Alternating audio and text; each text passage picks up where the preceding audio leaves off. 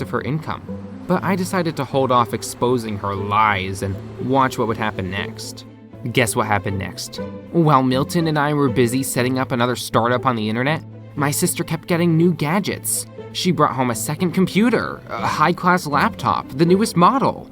And our parents naively believed her lies about the non-existent donations. I was furious. You might be wondering why I didn't just go tell my mom and dad straight away. The thing was, I knew that they trusted my sister more than they trusted me. I needed to get some solid evidence before I could expose her lies. So I decided to follow Hazel after school once again and secretly take photos of her next mysterious appointment.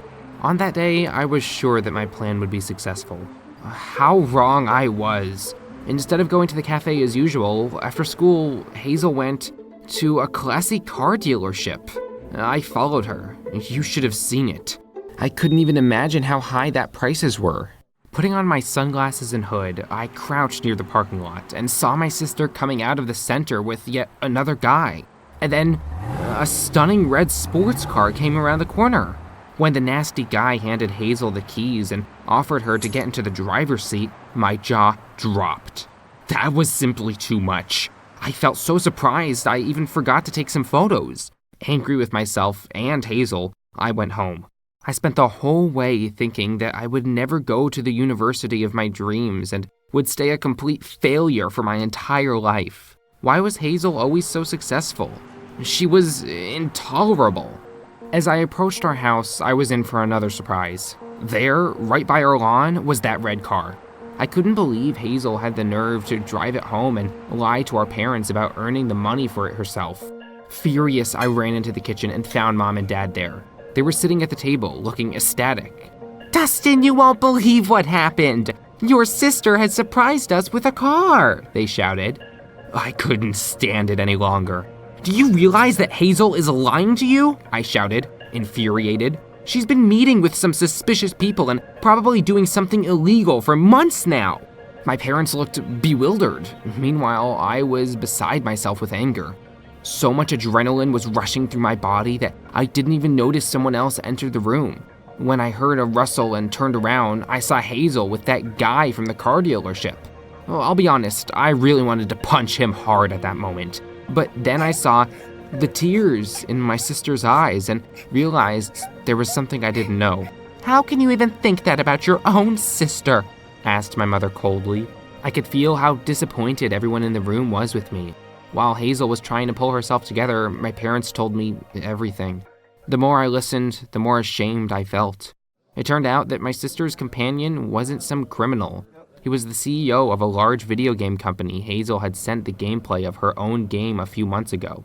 The management had got so interested in it that they'd hired my sister as the lead game designer for the new project. All the appointments in the cafe happened to discuss the details, and the gadgets had simply been rented to finish the project with using the best equipment. I stayed silent for perhaps a minute. "But why would you hide it from us?" I asked softly, in a last attempt to justify myself. It got worse. It turned out that Hazel had wanted to keep everything a secret until the last moment she could buy our parents their dream car with her first big salary. Needless to say, I felt absolutely terrible. I wanted the ground to swallow me up. Of course, I apologized 100 times over and tried to hug Hazel, but it was obvious. Our relationship would not be the same after that. Not that it was particularly good to begin with. Anyway, Hazel and I stopped talking to each other after that. My parents saw me as a traitor, or so it seemed to me. But something good came out of it at least. Looking at what my sister had achieved at just 16 years old, I felt very inspired. I suddenly realized that it was only my laziness that wasn't letting me pass the final exams with nice points, and that it would be much smarter of me to start preparing for them instead of spending so much time and money on some stupid startups. And here's how I spent the next few months. I think my body consists of 90% coffee now. All day long, I would study the subjects I found the hardest. And you know what? It paid off, and I only had to wait for the search results of one final exam. It wasn't the most important one, but still necessary for the admission. When I finally clicked on the link to check the results, my blood ran ice cold. My score was so low that I even doubted whether any of my classmates had done worse than me. lay down in my own room for a couple of weeks, completely depressed. That was it. I could no longer dream of a bright future and job in Silicon Valley because I had no money and no good exam score. Suddenly, one evening, my sister knocked on the door. "Dustin, listen," she began hesitantly. "Honestly, I'm still mad at you, but I can't watch you suffer." I couldn't believe my ears. Could she have forgiven me? To tell you the truth, I had given up all hope of that. But the biggest shock came next. Hazel said that their company was looking for an intern developer.